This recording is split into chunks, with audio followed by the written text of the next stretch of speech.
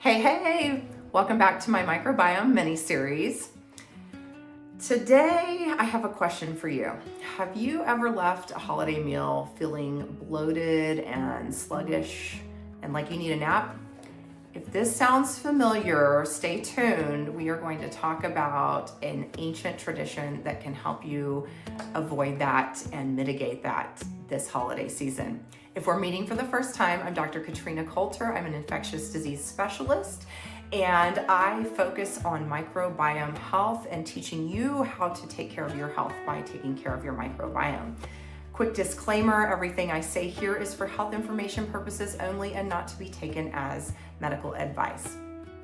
So the holidays are so much fun. They are full of family and friends and food and sugar and travel and stress. And all of this can really disrupt your digestion. And so we're going to talk today about an ancient tradition that is not only delicious, but it also will help your digestion. It helps regulate your blood sugar, and it can even improve your immune system function. And what I am talking about are fermented foods.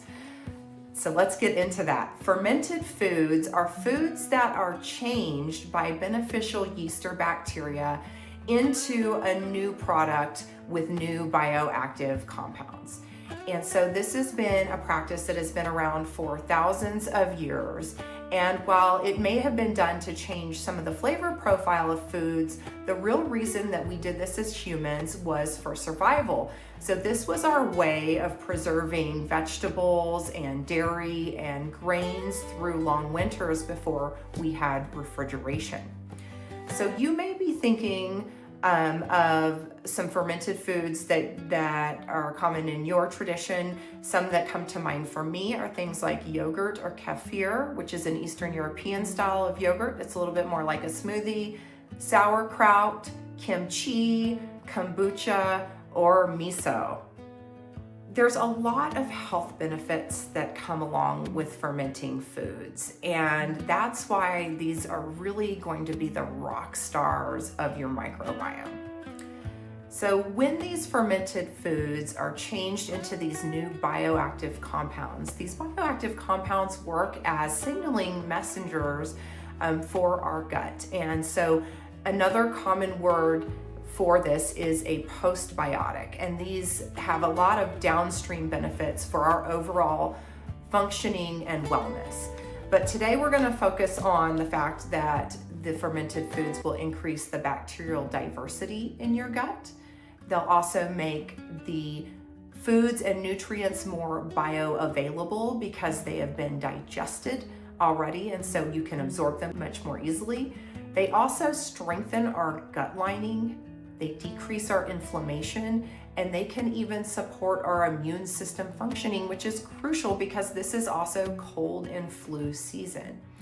A lot of these fermented foods contain live beneficial bacteria or probiotics. So instead of taking it in a pill form, you can get probiotics by eating these foods. And often the foods themselves are prebiotic, that good fiber that your good bacteria like to eat, and then they contain the postbiotics. So I have an entire video on this. If you want to dive a little bit deeper, I will link it in the comments.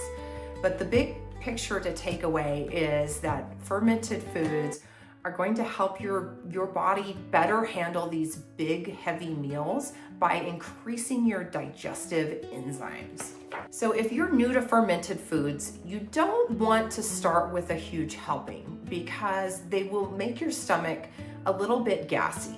Instead, you want to start with 1 to 2 tablespoons per day, and then you can gradually increase as your microbiome becomes adjusted to it. So the way to think of this is that the bacteria to help digest these foods may not be in large abundance if you're not eating these types of fermented foods. And as you eat more and more of them, you're bringing in more and more of this beneficial bacteria. Or as one of my clients put it, the gut is getting gentrified. So if you want to add some fermented foods into your holiday meal, they will slide in perfectly. We can have a lot of fun with this. This is the perfect time of year to add these in.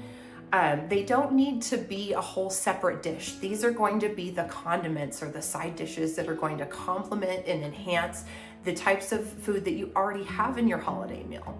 So for example, sauerkraut goes very nicely with roast turkey or with pork loin or mashed potatoes. And you can have a lot of fun with it with some jazzy holiday recipes like apple and cinnamon sauerkraut, or I keep seeing recipes for cranberry kraut or a caraway and juniper kraut. Kimchi also is excellent on mashed potatoes or roasted sweet potatoes, or even goes really well with deviled eggs. You can use yogurt or kefir to make like an herb vegetable dip to go on your veggie tray, or you can even make a salad dressing with it, like a ranch dressing made out of kefir. Or you can make a tzatziki style sauce or a yogurt based sauce to complement some lamb.